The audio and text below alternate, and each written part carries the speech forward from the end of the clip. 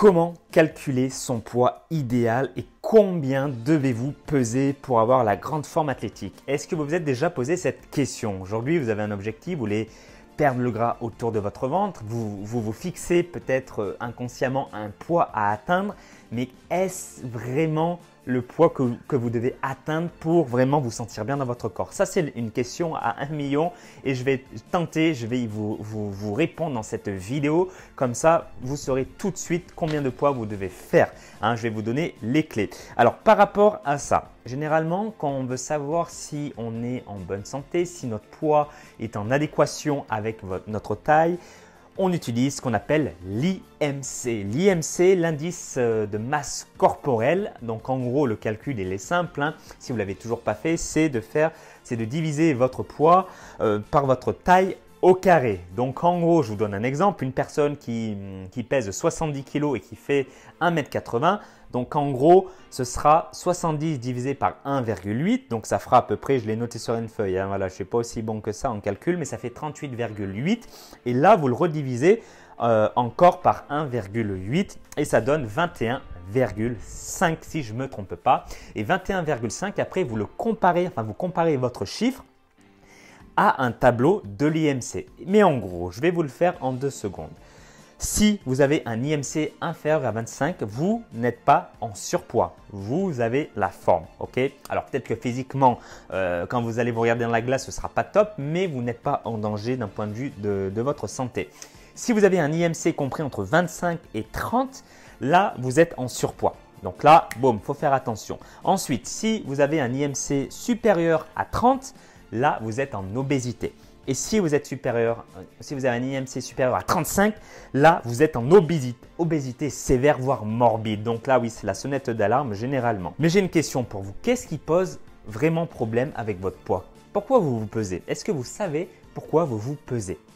Si vous vous pesez, en fait, c'est plutôt par rapport à ce que contient votre corps. C'est le contenu de votre corps. Quand on a un excès de poids, généralement, c'est dû à un excès de graisse abdominale et intra-abdominale. C'est ça qui pousse l'excès. Et d'ailleurs, petite chose par rapport à l'IMC. L'IMC, c'est bien. Pour moi, c'est un indicateur. Voilà, un indicateur pour voir où vous vous situez. Mais il est incomplet à mon sens. Pourquoi? Il n'est pas adapté également pour tout le monde. Par exemple, si vous faites de la musculation, moi, par exemple, je fais 1,73 m et 72 kg. Si je fais l'IMC, en vrai, je serai en surpoids. Je serai en surpoids. Pourquoi? Parce que j'ai un peu plus de masse musculaire. Et ceux qui font de la musculation, et j'en parle pas, les bodybuilders, ils ont un IMC peut-être au-delà du surpoids. Est-ce qu'ils sont en surpoids? Non, bien évidemment. Donc l'IMC, c'est un indicateur, mais c'est à prendre avec des pincettes. C'est juste pour vous situer.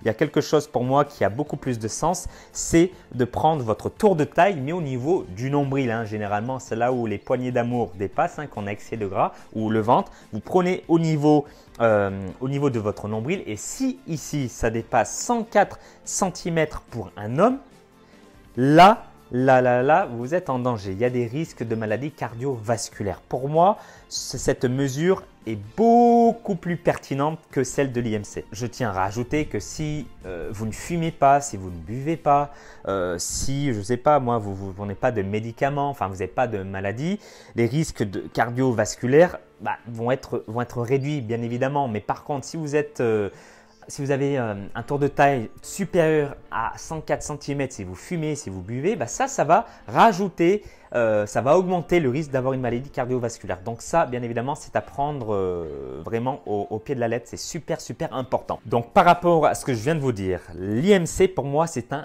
indicateur et le fait de prendre son tour de taille au niveau du nombril pour voir un peu sa graisse également intra-abdominale, ça c'est un indicateur à risque et les deux sont à mon sens complémentaires. Vraiment, prenez toujours votre poids, vous pouvez voir votre IMC à la rigueur, mais votre tour de taille c'est vraiment très important. Et d'ailleurs avec les élèves que j'accompagne au sein de mon programme Forme Athlétique Nutrition, les bons vivants, ces bons vivants là prennent leurs mesures chaque vendredi, leur poids et leur tour de taille. Comme ça me donne, on va dire, des indicateurs pour voir s'ils sont ou pas dans la bonne direction pour pouvoir ensuite faire mettre en place les bons ajustements, ça c'est important. Ensuite, pour en revenir à votre poids, par rapport à votre poids, quel poids devez-vous faire? Alors, la réponse est simple, c'est une question d'histoire de vie. Si vous n'avez pas été en surpoids dès votre adolescence, regardez à quel poids vous vous situez quand vous aviez, je sais pas moi, entre 18 et 20 ans. Je parle bien des personnes qui n'avaient pas de problème de poids depuis l'enfance. Regardez ça. Regardez, essayez de vous souvenir de votre poids. Et si à cette époque-là, vous faisiez 72 kg et aujourd'hui, je ne sais pas, peut-être 80, c'est que votre poids de forme était plutôt aux alentours de 70 kg. Donc, c'est le poids que vous allez devoir viser, sans rentrer dans des calculs qui font mal à la tête. Donc, en gros, pour résumer, le poids que vous avez atteint un jour, mais sans faire de régime et avec lequel vous vous sentez bien. Vous avez la forme, je sais pas, vous faisiez du foot 2 fois, 3 fois par semaine, vous aviez les abdos, voilà, mais vous n'avez pas fait de régime. Vous étiez comme ça naturellement. Donc ça, c'est le poids que vous devez viser. Bien évidemment, après 18 ans, si vous cherchez votre poids à 13 ans, vous m'avez compris, ce ne sera pas le même. Et pour moi, je vais vous le dire tout de suite, la définition, quand on me pose la question, la définition, on va dire, du poids idéal, écoutez bien, le poids idéal, c'est celui dans lequel vous vous sentez bien et où vous avez du plaisir à vous regarder dans la glace. Par exemple, vous regardez dans la glace, vous dites « ouais, là franchement, là je me trouve bien, on voit mes abdos, pas trop non plus, mais je suis dessiné, je suis bien. » Et bien là, c'est votre poids idéal, les amis. C'est votre poids idéal. Voilà, des fois, c'est bien de parler de théorie, comme je vous ai fait en début de cette vidéo, mais après, il y a la pratique et c'est des fois complètement différent. Ok, les amis, le poids dépend énormément de choses, de votre pourcentage de masse grasse, de votre pourcentage de masse musculaire, énormément de choses. Donc, encore une fois, fiez-vous à ça. Le poids idéal est celui dans lequel vous vous sentez bien, où vous vous sentez vraiment bien visuellement quand vous regardez devant le miroir. Voilà, et ce poids, vous devez le garder maintenant sur le long terme. Voilà mes bons vivants, j'espère que cette vidéo vous aura plu. Dites-moi dans les commentaires quel est votre poids idéal maintenant. Vous allez réfléchir à ça, à ce que je viens de vous dire dans cette vidéo.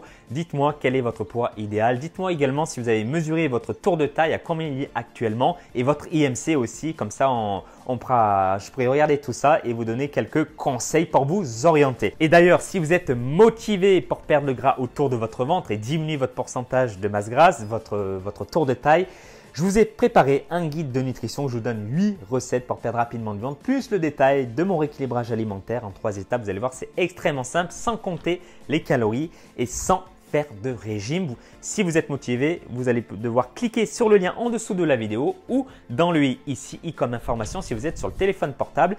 Et moi, je vous souhaite tous mes vœux de succès et je vous dis à très bientôt sur Forme Athlétique. À très vite.